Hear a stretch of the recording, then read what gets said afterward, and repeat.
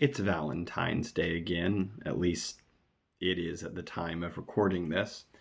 And I thought that since we've been talking about sonnets, it might be good to look at one of the greatest love sonnets written by Shakespeare. No, I'm not talking about Shall I Compare Thee to a Summer's Day. That's sonnet number 18. If you move from the early sonnets all the way up into the late sonnets, into the 140s and 150s, you get a very different kind of love sonnet. You get, well, some really dark stuff. I want to read you my favorite dark sonnet from what's sometimes called the Dark Lady sequence of Shakespeare's sonnets. This is sonnet 140. Be wise as thou art cruel. Be wise as thou art cruel. Do not press my tongue-tied patience with too much disdain, lest sorrow lend me words, and words express the manner of my pity-wanting pain. If I might teach thee wit, better it were, though not to love, yet love to tell me so, as testy sick men, when their deaths be near, no news but health from their physicians know. For if I should despair, I should grow mad, and in my madness might speak ill of thee. Now, this ill-resting world is grown so bad, mad slanderers by mad ears believed be, that I may not be so, nor thou be lied. Bear thine eyes straight, though thy proud heart go wide. This poem is a Shakespearean sonnet in its structure. It's got an A, B, A, B, C, D, C, D, E, F, E, F, G, G rhyme scheme.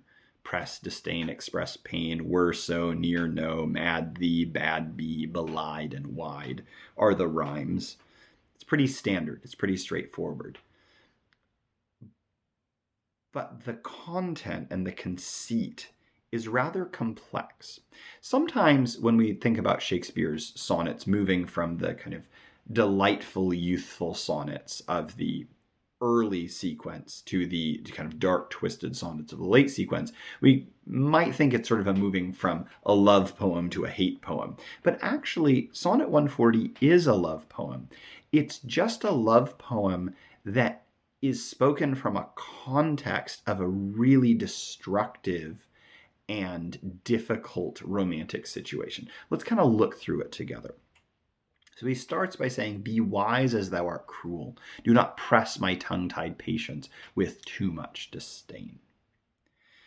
So there's this assumption, this person's cruel, but they should be just as wise as they are cruel. They shouldn't press the patience of the speaker with too much disdain. Don't be too disdainful toward me. Why? Well, lest sorrow lend me words, and words express the manner of my pity-wanting pain. I'm in pain. I have pity-wanting pain. That's interesting.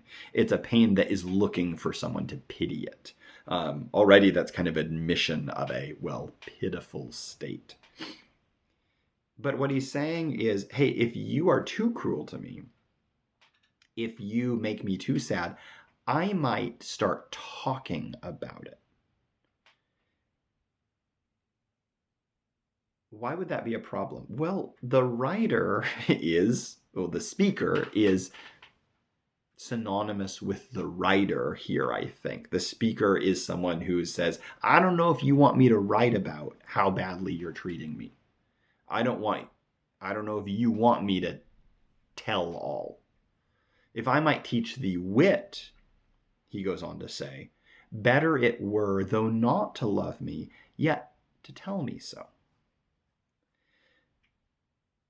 Wait, why would you want someone to not love you but tell you they love you? That's lying. In fact, there are a lot of poems just before this in the Dark Lady sequence where he basically says, just lie to me.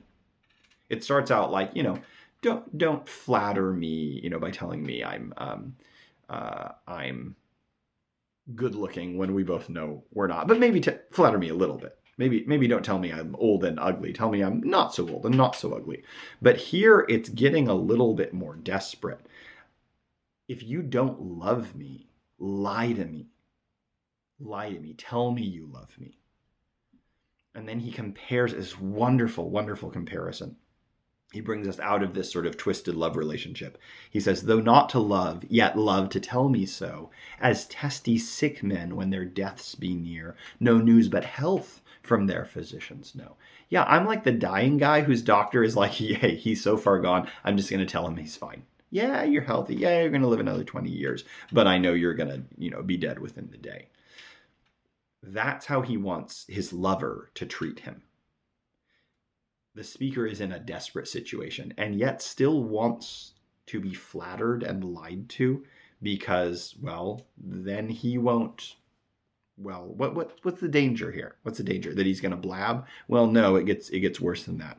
He says, for if I should despair, I should grow mad, and in my madness might speak ill of thee. Once again, it still is a threat, but it's not just, hey, I might express my pity wanting pain and people might pity me and that might be bad for you. Now it's no, I'm going to go mad. And if I go mad, I will speak ill of you. And then he goes on to say, this ill-resting world is grown so bad, mad slanders by mad ears believe it be. Hey, this world is so crazy, they're going to believe the crazy things I say about you. And I don't know that you want that. So there's this threat all throughout it. And I think, like I said earlier, the speaker and the writer are very connected here. And I think if we think about the speaker as a great poet, this threat really is a pretty massive threat. I'm going to excoriate you in verse. And, we're talking about this in 2025. This was written around the turn of the century from the 1500s and the 1600s. Over 400 years later, this is still saying, hey, you treated me bad enough and I wrote it down. And now everyone's still thinking about it hundreds of years later.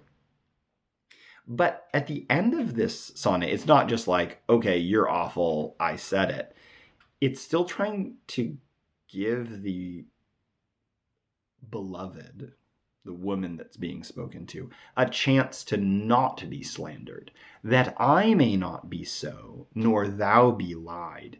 Bear thine eyes straight, though thou proud heart go wide. I love this because, we have these ill-resting, believed slanderers, these multisyllabic words in these lines leading up to the last line.